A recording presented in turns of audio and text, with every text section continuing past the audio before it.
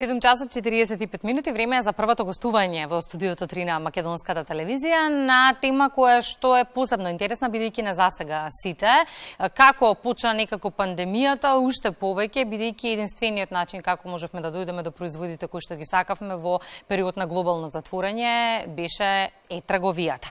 Споредено со земјите на Западен Балкан, Македонија е по Србија и Косово, пред Босна и Херцеговина и Црна Гора во процент на население кое купува онлайн.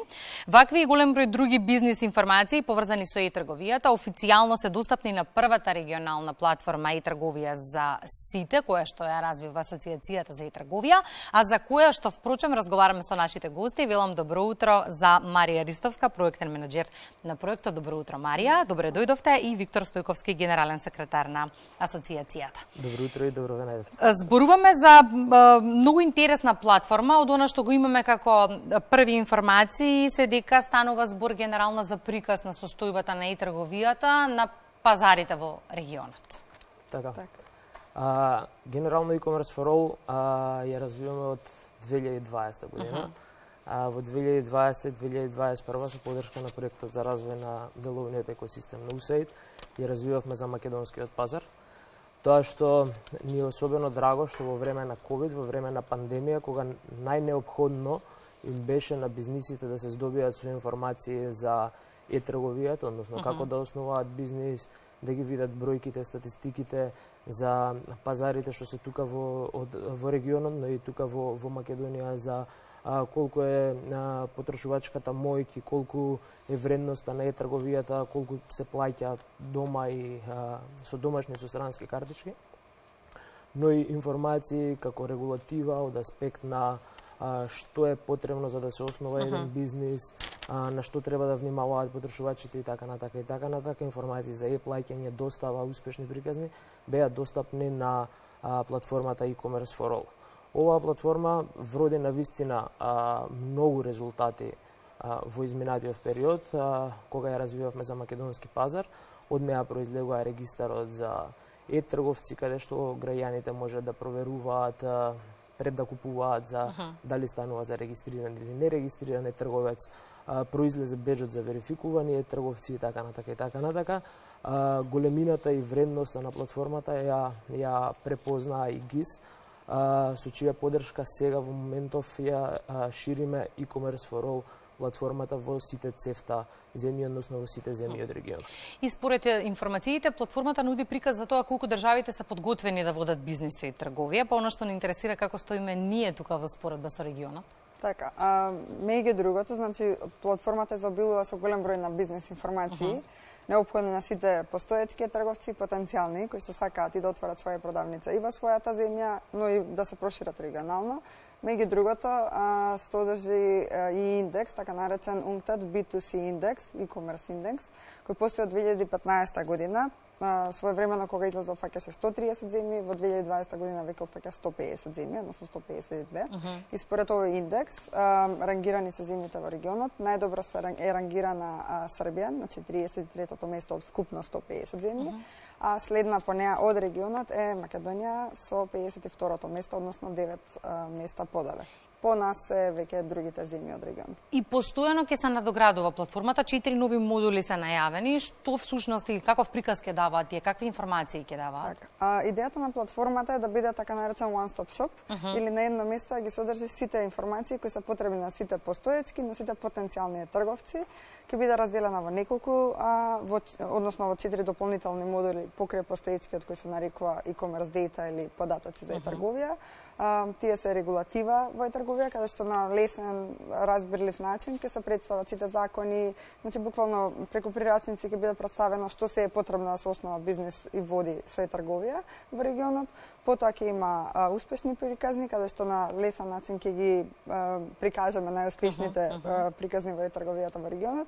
И потоа ќе има уште 2 дополнителни модули. Едниот ќе се однесува на можности за e-плаќање, односно како да се имплементира платежен процесор, преку кои банки во секоја земја од регионот различно. И последниот ќе биде можности и понуда за компании за достава. Сосема накратко се сакам да се задржиме на модулот успешни приказни. Имаме ли такви успешни приказни во нашата земја, еве како поттик и мотив за останатите трговци? Да, тоа што е интересно за успешни приказни, е навистина што и кога се креира сликата за трговијата, треба да се креира сликата врз база на оние регистрирани трговци кои постојано ги збориме, а не врз база на Facebook продавачите. Ние, Марија беше проектен менаџер и на македонската платформа која ја развивавме во 2020 година и навистина беше задоволство да се работи со успешни приказни во Македонија, бидејќи ние на македонската платформа објавивме 5 успешни приказни од македонски трговци се со цел да инспирираат што повеќе пред се млади луѓе да влезат во бизнисот на трговијата, но и големи компании кои што продаваат можеби веќе физички во нивните продавници да отворат нов дополнителен канал за трговија.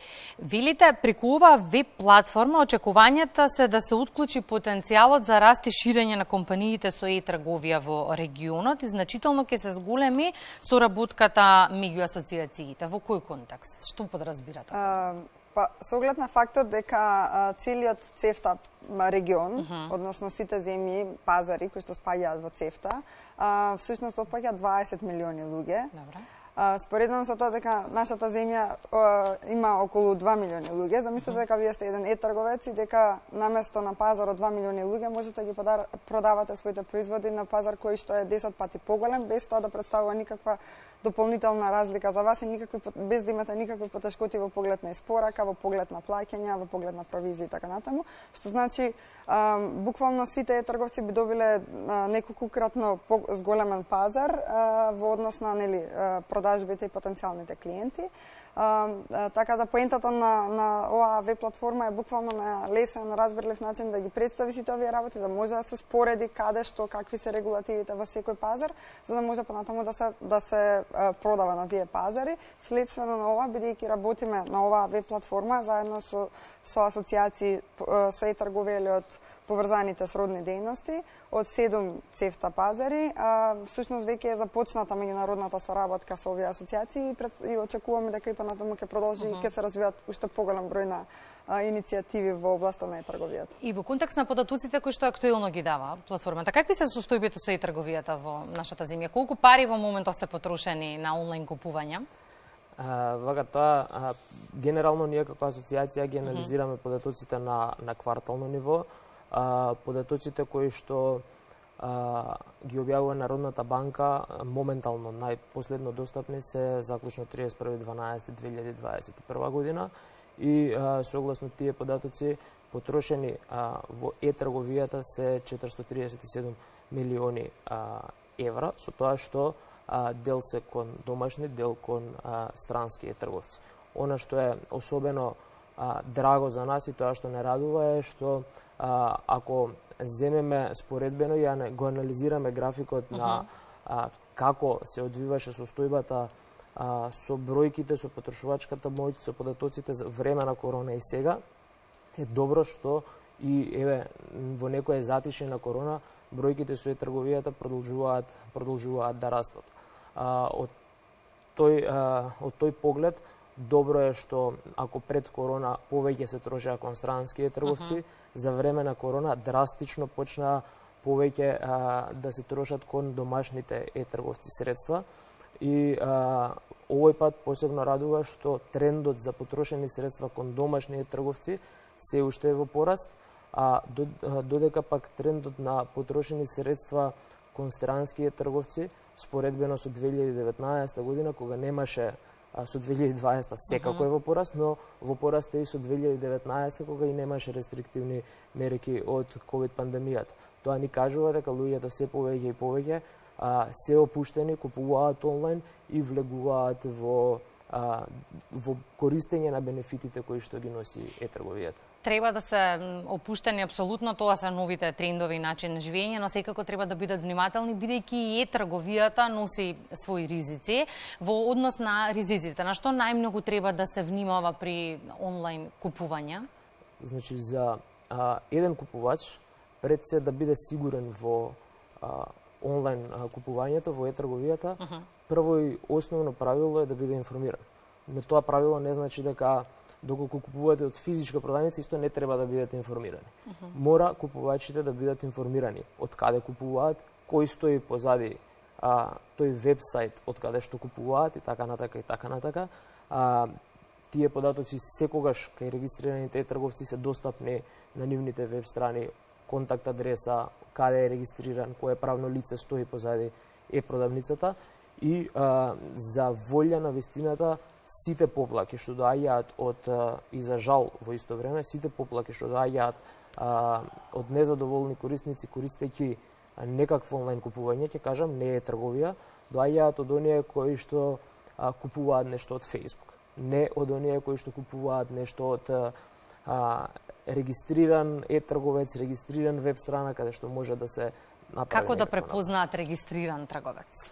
Регистриран трговец се препознава баш токму со овие податоци кои што ги кажав. Значи, прва работа, ние како асоциација имаме достапен регистар, каде што со поддршка и во соработка со 5 банки кои нудат трговија во државава, го ажурираме константно и таму може да ги проверат оние трговци кои што имаат регистрирано платежен процесор во една од 5 банки. Апропо тоа, се знае дека позади нив стои правно лице, правен субјект, бидејќи тие се јавно достапни податоци. Втора работа, што секогаш треба да ја проверуваат е контакт податоците.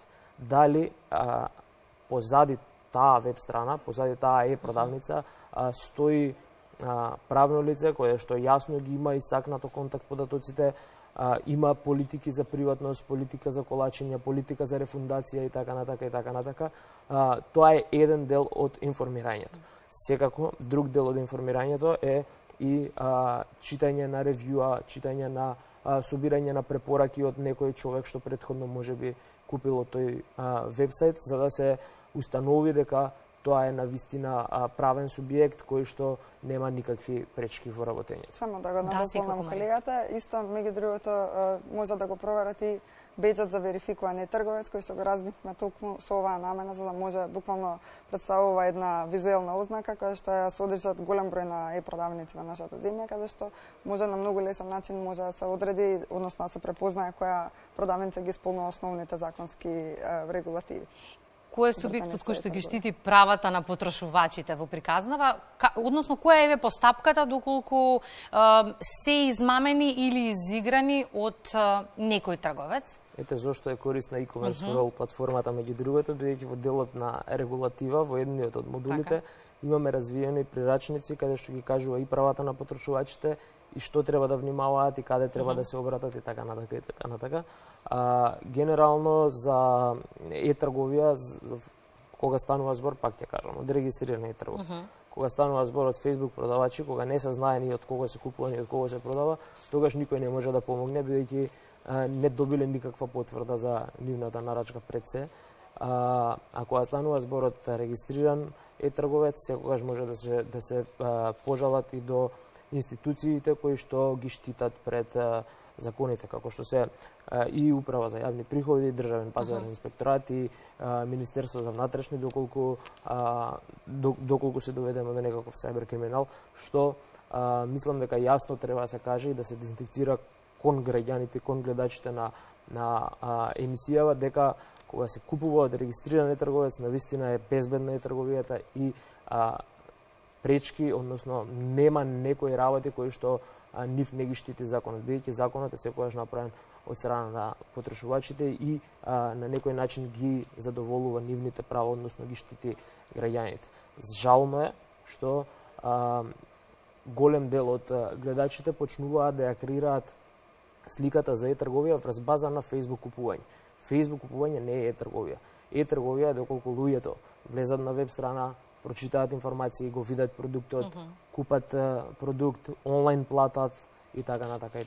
Имаше некоја информација минатава недела дека во поглед на трансакциите во странство од Обединетото кралство најмногу сме пазарале? Точна е таа информација? Обединетото кралство, Ирска и Унгарија, и тоа се сведа на тоа што локалните представништва на Амазон и на Визер се таму. Се токму таму? Да, така да. Добро. За UK е Amazon UK, ASOS како едни од продавниците, Ирска како втора, таму се регистрирани Facebook, Google и така натака, додека пак Унгарија е Визер, која ќе се земе просечната трансакција, апропо број и вредност на на транзакциите во e-трговијата, ќе се види дека Унгарија има и околу 129 евра е просечната транзакција, така да тоа доволно говори дека еден од Визер е сериозен играч на тој дел на. Дали може на светско ниво да правиме споредба со e-трговија? Нема да дискутираме, но на регионално добро стоиме. Од ова што можам да го видам, секогаш може повеќе, секогаш може подобро. Да. Македонија е подготвена, но треба уште многу работа за да дојдеме и да го отклучиме тој потенцијал кој што го спомнавме, бидејќи ние мораме да им понудиме на бизнисите отворен пазар од повеќе жители. Бидејќи секоја земја во регионот, посебно во Западен Балкан, сама по себе, ако ја анализираме и гледаме, е мал пазар за онлайн трговија споредбено со било која друга европска земја. И токму затоа сметаме дека e-трговијата е клучниот потенцијал каде што и властите, но и бизнисите треба да размислуваат за отворање на тој потенцијал, токму од причина што треба да им се даде можност на бизнисите кои ја работат правилно оваа работа да продаваат на поголем пазар. Ќе ве прашав зошто за e-трговијата, ама си кажавте еве. Бенефит имаат и купувачите и трговците доколку правилно ракуваат. Тоа впрочем генерално се однесува на целиот живот и да излеземе на пазар, треба да знаеме кои ни се правата и кои ни се обврските. E-трговијата е уште еден вид на пазар како дополнителна можност и алатка, бенефит во 21 век да го правиме тоа од дома, од комфорната зона. Благодарам за гостувањето во Македонија на утре. Благодарам. Секако ја следиме приказната и со сите нови податоци и статистики ви имаме тука. Благодарам.